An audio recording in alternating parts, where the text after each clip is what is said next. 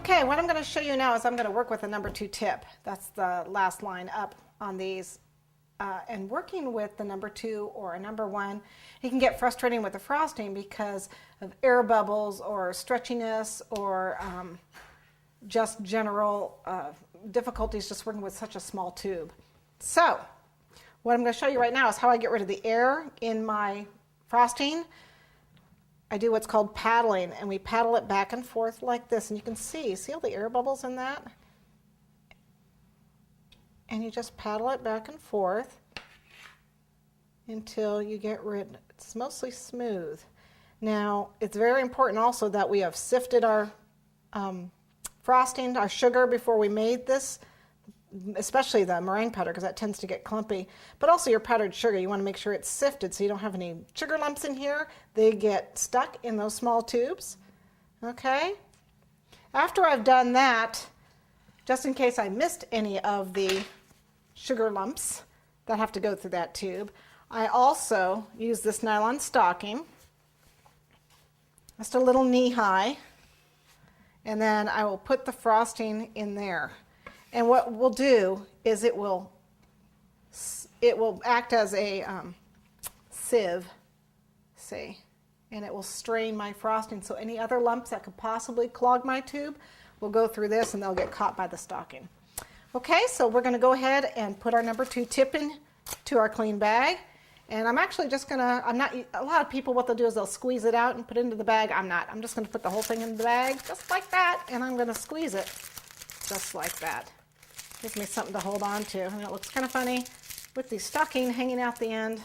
What can I say? Just make sure it's a clean one.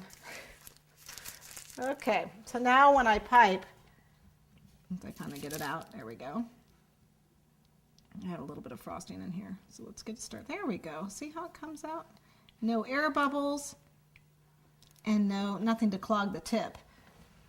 That's not saying it won't clog. You still have issues. Okay, cover that up. So, back around here to line up with a number 2. And again, oh, I didn't move that. So starting, you can start with the inner one. Give it a little curl with this inner scroll here so we get a little more of a curl. You don't want a bulb on the end, so it's touch and lift.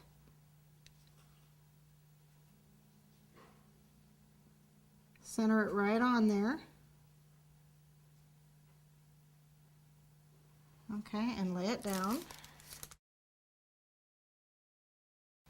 All right, and then anywhere you didn't quite get it up, again with the damp paintbrush, you're just going to push it onto the line. Make sure that scroll is low and level. Let's go ahead and do this part here. Just touch and lift. Get it right in the center. Drop that line right in the center of the number 4 that's below it. You need to have your work right in front of you. Have your arm free to move your whole arm. Stop squeezing. Lay it down. Pull away. Notice that I have just one finger to help guide my tip and my arm is free flowing here.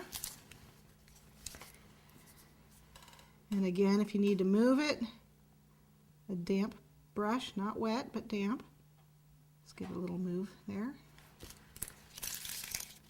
And then here we're going to curl around, so touch it. Oops. Immediately lift up, curl it around, because we're doing a C scroll now. All the way around. Touch and pull away.